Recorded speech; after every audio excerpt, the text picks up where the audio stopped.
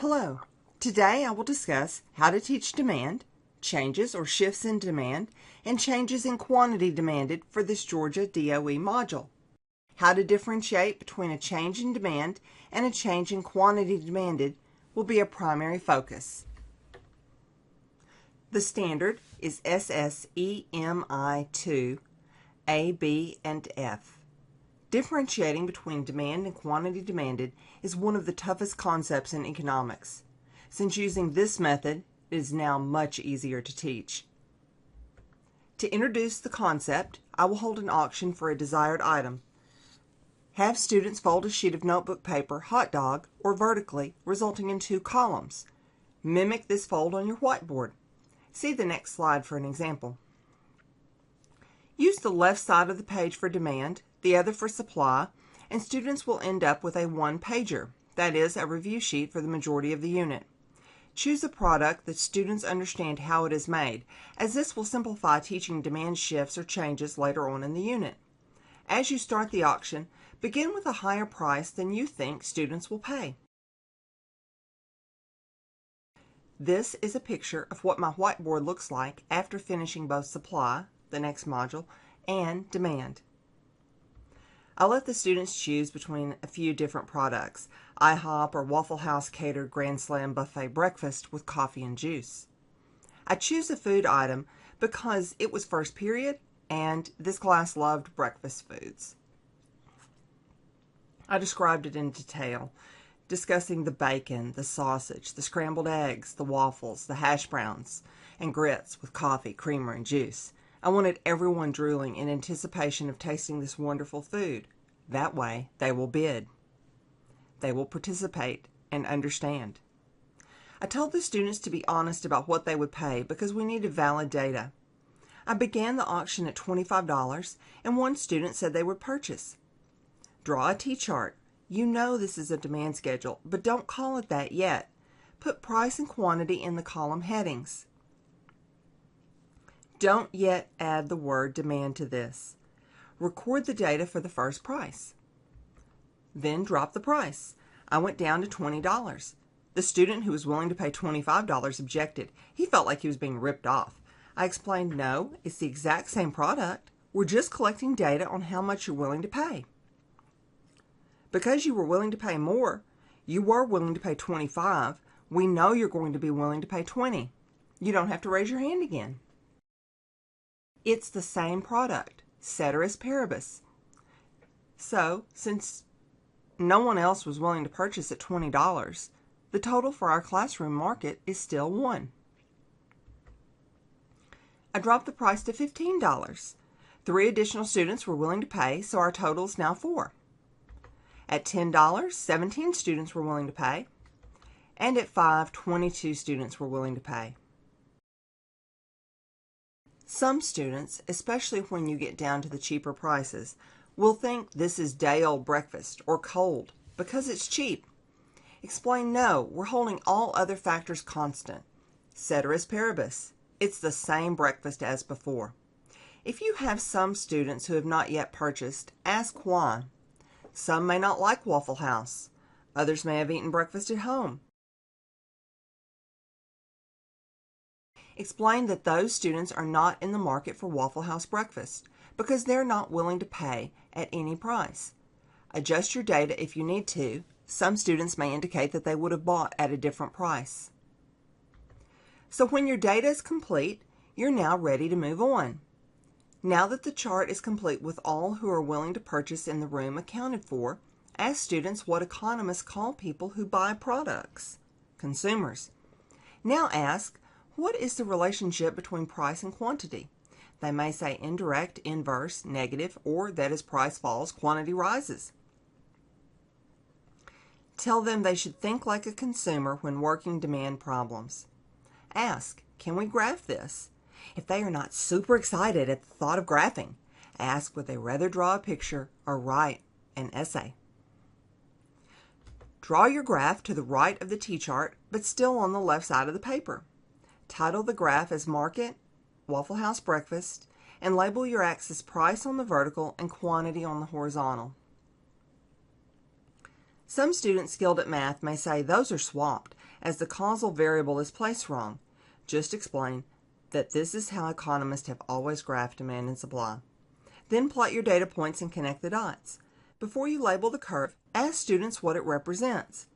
Hopefully they will say demand. Explain that means willing and able to purchase. I give the example of a 1956 black Corvette convertible. I want the car, can drive a stick shift, but do not have demand for the product. I'm not able to pay. Once students understand that demand is both willing and able, go back and label the curve as D for demand and add the word demanded next to the quantity. I also insert titles at this point: demand schedule for the T-chart and demand curve for the graph.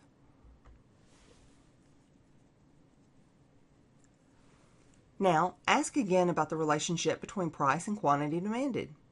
Students will report again, price rises, QD falls. Tell them that this is the law of demand and write it down for them to add to their notes using up and down arrows. Technical writing is used in economics, so these abbreviations are acceptable. The most important part. Once I added this step, the majority of my students understood the difference in a change in demand versus a change in quantity demanded. Take your time and be redundant. I will simulate this step for you. Point to the demand schedule at $25 and ask a student, what is the quantity demanded at $25? They will say 1. Colby, what is the quantity demanded at $20? And once again, I'm pointing to the price on the demand schedule. Colby says 1. Correct. Selena, what is the quantity demanded at $15? She says 4. Tell each one of them good job or give them other praise.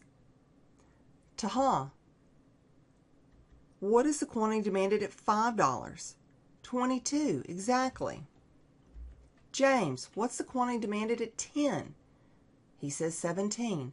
Keep going through this until they look at you as though, why are you asking the same thing over and over?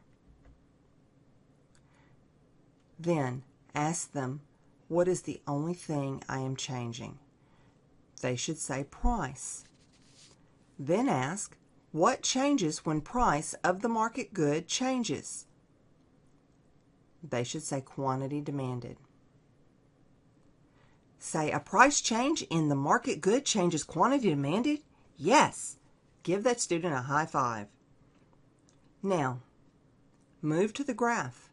Ask, what is the quantity demanded at $25? They should say 1 again. Ask them, how do we show a price change to $10 on the graph?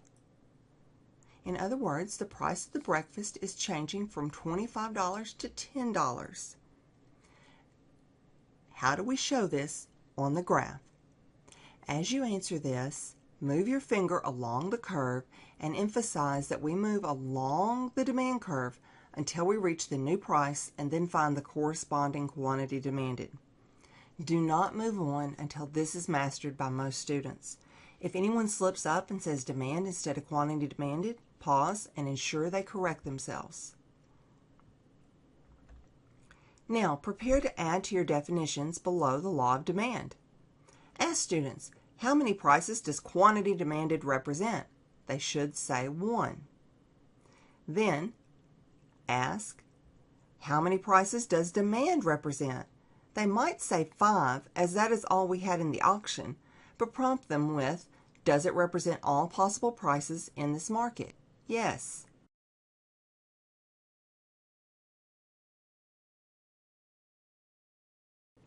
Once your definitions are written out and on the student's hot dog sheet, emphasize the similarities and differences between them and what they mean. The yellow highlighter shows that demand means amounts at all possible prices, while the difference in quantity demanded is indicated with blue underlining, pointing out amount at one price, while green underlining shows the commonalities. Now, have students brainstorm what would make the entire demand curve for breakfast or your market shift. That is, change the quantity demanded at each and every price. Students can do this in small groups. Sometimes I make this a contest between groups. After a minute or two, or when you hear a correct example or determinant, give more information. Add a column to the demand schedule and plot some new numbers as well as a new graph. In my classroom, students said that ads claimed eating Waffle House before school caused your test scores to rise, which would increase demand. So I showed that in the demand schedule and the graph. After clarifying, ask them to continue brainstorming. If you hear the price change in Waffle House breakfast mentioned, remind them that price only changes quantity demanded. We move along the curve when the price of the market good changes. We don't shift the curve unless a determinant of demand occurs. Have students list the determinants on the board below the definitions. Explain these as you go. After I've taught both demand and supply, I do a compare and contrast between all four definitions and color code the relevant portions of the definitions. We already did this with demand and quantity demanded. Now add in supply and quantity supplied.